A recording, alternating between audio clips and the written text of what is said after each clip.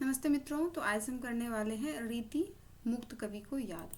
जैसा कि आप जानते हैं इस पुस्तक में भी दिए गए हैं, लेकिन मैंने यहाँ पे पेन से लिख के छोटी सी जगह पे ही रखा हुआ है और इसके बारे में बहुत सारे आप आगे भी यहाँ पे देखिए। स्वच्छंद काव्य धारा के अंतर्गत ही आते हैं, जिसे कि रीति मुक्त रीति कवि के अंतर्गत रखे गए हैं, तो इसके अंतर्गत भी आते हैं। इसी पुस्तक से मैंने उठा के यहाँ पे इसको रखे हुए हैं समझाने के लिए, ठीक है। यानी कि इसका सेपरेट मुझे नहीं मिल पाया था, तो इस वजह से मैंने यहाँ पे रखा हुआ है, ठीक है। चाहे तो हम यहाँ से भी इसको समझा सकते हैं, लेकिन यहाँ क्रम से मुझे समझाना था, मतलब तो मैंने यहाँ पे इस तरह से रखा है, जिस तरह से हमारे ट्रिक है। देखिए, सबसे पहले घनानंद आलम बोधा ठाकुर द्विजदेव। दो तीन चीजों को आप यहाँ समझिए, इसको याद करने से पहले आप घना आलम, घना मतलब क्या होता है? घनिष्ठ। क्या होता है? घनिष्ठ। आलम मतलब समझ लीजिए प्रेम। मान लीजिए रीति से मुक्त होने के कारण घना आलम था, यानी कि घनिष्ठ प्रेम था, आलम था। अगर बोध ना हो, बोध मतलब क्या होता है? समझ। बोध मतलब समझ। अगर बोध ना हो तो ठाकुर और द्विजदेव से पूछ लो। देखिए, एक लड़का है यहाँ पे, समझिएगा, एकदम आपको एकदम अच्छे से याद हो जाएगा। दो लड़का हो गया और दो पैर दे देते हैं ना भाई, एक पैर का क्या लड़का होगा। चलो, मैंने इसको क्या याद करवाया आपको? रीति मुक्त कवि। तो ये लड़का जो है थोड़ा बहुत स्मार्ट है ये, ठीक है। और ये क्या है? रीति से मुक्त है। ये क्या है? मुक्त है।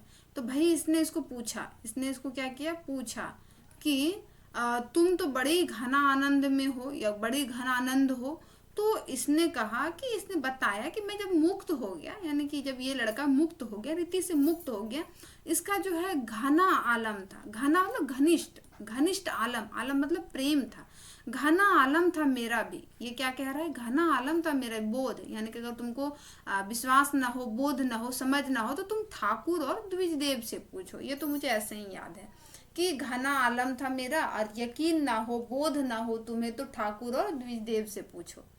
रीति मुक्त। मुक्त जब इंसान हो जाता है तो उसका क्या हुआ? घना आलम था मेरा। क्या था?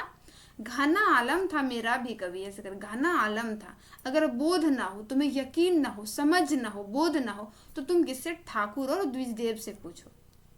रीति से मुक्त होने के कारण घना आलम था मेरा, घना आलम था मेरा। अगर यकीन ना हो तो तुम्हें बोध ना हो, यकीन ना हो, विश्वास ना हो। बोध मतलब क्या होता है? समझ होना, बोध होना, यकीन होना। तो बोध ना हो तुम ठाकुर और द्विजदेव से पूछ लो। रीति मुक्त कवि कितने आसान थे ना। और इस तरह आप रीति बद्ध कर लिए हैं, रीति मुक्त कर लिए हैं, रीति सिद्ध आपको अपने आप ही याद हो जाएंगे। आप ये दोनों को एलिमिनेट कर लीजिएगा ना पेपर में, तो आपका रीति बद्ध हो गया, मुक्त हो गया, रीति सिद्ध अपने आप निकल जाएंगे। अगर नहीं भी होगा तो मैं अभी इस क्लासेस के बाद ही एक और क्लासेस बना दूंगी। आप लोगों को सेपरेट अलग अलग क्लासेस मिलेंगे, लेकिन जिसमें कि हम रीति बद्ध हो गया है, मुक्त हो गया, रीति सिद्ध करवा देंगे, ठीक है। उसके लिए आपको चिंतित नहीं होना है। जो चीज़ों में आपको और भी सारी चीज़ें याद करने में कठिनाई होती है, तो अभी बेझिझक हमें कमेंट करके बता सकते हैं। मैं जितना हो सकेगा आप लोगों का हेल्प करूंगी मित्रों, ठीक है। तो एक बार फिर याद करवा दूं, घना आलम था मेरा भी कभी, अगर यकीन ना हो, बोध ना हो, तो ठाकुर और द्विजदेव से पूछ लो। क्या था? घना आलम था मेरा भी कभी, घना आलम था मेरा भी कभी, अगर बोध ना हो, समझ ना हो, तो ठाकुर और द्विजदेव से पूछ लो। ठाकुर और द्विजदेव से पूछ लो। तो ये रहा हमारा ट्रिक, जो मुक्ति रीति मुक्त के से संबंधित है कवियों को लेकर। आप हमें फीडबैक दीजिएगा, आपको याद हुए या नहीं। क्लासेस के साथ बने रहने के लिए तहे दिल से बहुत बहुत आभार।